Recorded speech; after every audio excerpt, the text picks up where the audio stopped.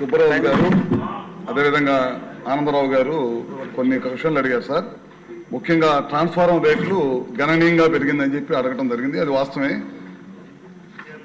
మేము కూడా దాని మీద సుదీర్ఘంగా పరిశీలిస్తా ఉన్నాము. పక్క రాష్ట్రాల్లో ఏ విధంగా ఇస్తున్నారు, 25 kV ట్రాన్స్ఫార్మర్లు, 63 kV 100 kV ట్రాన్స్ఫార్మర్లు ఏ విధంగా ఇస్తున్నారు, మనం కూడా ఏం చేయగలుగుతాం, రైతులకు మేలు ఏం చేయగలుగుతాం, ఆక్వా రంగాన్ని అభివృద్ధి చేయడం కోసం విద్యుత్ శాఖ నుంచి ఏ విధంగా మేలు చేయగలుగుతాం అనే దానికోసం మేము కూడా ప్రయత్నం చేస్తా ఉన్నాము.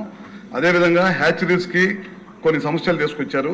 వింటర్ సీజన్లో విపరీతమైన ఇబ్బందులు ఉన్నాయన్నారు. దాని మీద కూడా హ్యాచరీస్ ఇండస్ట్రీకి సంబంధించిన వాళ్ళందరితో కూడా విద్యుత్ శాఖ మీటింగ్ పెట్టి ఏ విధంగా చేస్తే వాళ్ళందరికీ న్యాయం జరుగుతుందో అది కూడా పరిశీలిస్తాం.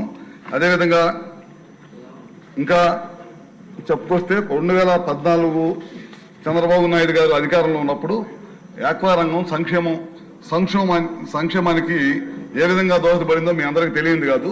తర్వాత ఇందాక మన సభ్యులు చెప్పినట్టు గడిచిన వైఎస్ఆర్ ప్రభుత్వంలో వివిధ జీవోలు ఇచ్చారు సార్. ఒకేసారి 3 జీవోలు ఇచ్చి రైతుల్ని కన్ఫ్యూజ్ చేశారు.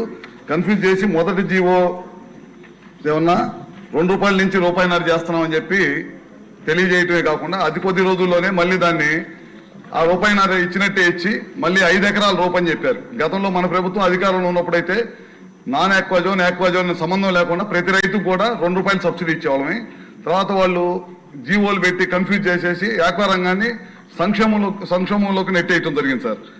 దాదాపు తర్వాత మళ్ళీ జీవో ఇచ్చారు. ఎలక్షన్ దగ్గరకు వచ్చేటప్పటికి మళ్ళీ ఇచ్చేసి మళ్ళీ 10 ఎకరాల రూపాయల అని చెప్పి మళ్ళీ జీవో ఇచ్చి మోసం చేసి డిస్కమ్లకి దాదాపు 1990 కోట్ల రూపాయలు డిస్కమ్లకు కూడా బాకీ పెట్టి వెళ్ళిపోయారు సార్.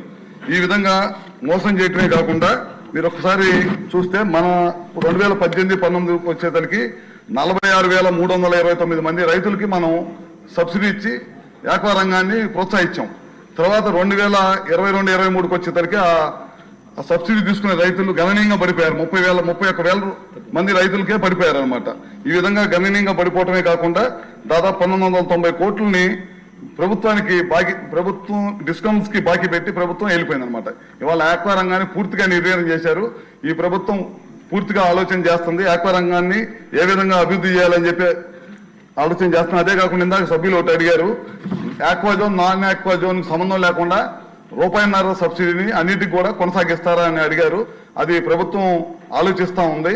మీ అందరికీ తెలియదు కాదు, గడిచిన 5 సంవత్సరాలు విద్యుత్ రంగం పూర్తి సంక్షోభంలోకి వెళ్ళటమే కాకుండా దాదాపు 1,12,000 కోట్ల పైచీలకు అప్పులు చేసి డిస్కమ్స్ అన్ని కూడా దివాలా తీసే విధంగా చేయడం జరిగిందనమాట. దాని మీద పునరాలోచన చేస్తా ఉన్నాము. ఏ విధంగా ఆక్వా రైతుకు మేలు చేయాలనే దానికోసం ఈ ప్రభుత్వం కట్టుబడి ఉందండి.